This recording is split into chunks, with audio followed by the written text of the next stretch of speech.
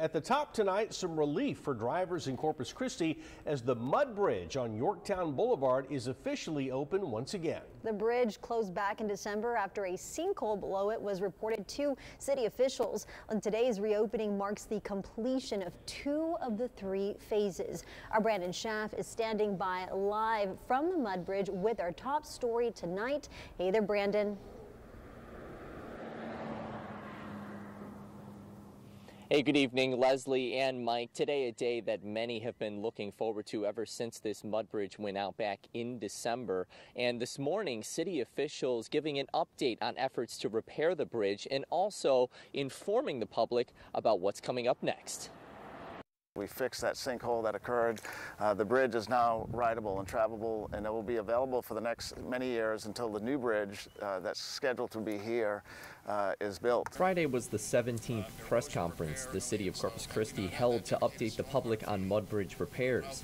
This one was different. City manager Peter Zanoni announcing that after 60 days of construction work, a contractor stabilized it, added a new road surface, guardrails, and signage, and restored pylons and bent caps. What it did is set us up nicely for the eventual replacement of the bridge because we won't have to close this road. TxDOT won't have to close this road when they rebuild the new one. TxDOT will fund the replacement bridge, moving up the timeline for the project to start in 2025. Zanoni said about 2 years of construction is estimated for the replacement, which will expand the bridge to 4 lanes. It will complement the $20 million Yorktown Boulevard expansion project from Rodfield Road to Oso Creek Bridge. Until then, we have a wonderful piece of infrastructure, and we are also going to continue to maintain all of our bridges and inspect them because that is critical. Corpus Christi Mayor Paulette Guajardo said the mud bridge is one of 68 bridges in the city that will be inspected and maintained. She also mentioned increased gas costs and driving times while drivers had to detour from taking Yorktown Boulevard.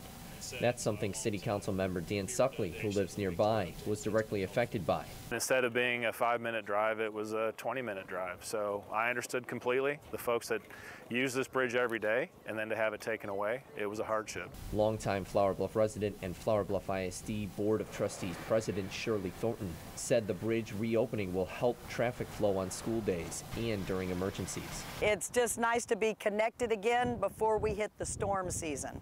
Because when we have to do evacuations, heaven forbid we do, but if we have to do evacuations, we now have our 2 routes open again.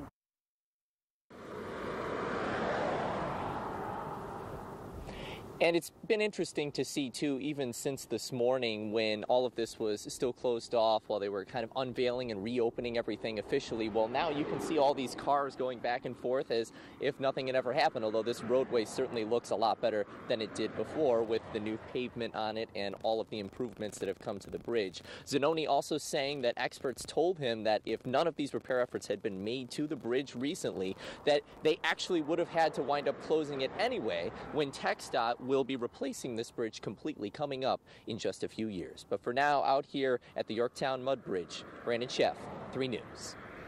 All right, Brandon, thanks so much for that report.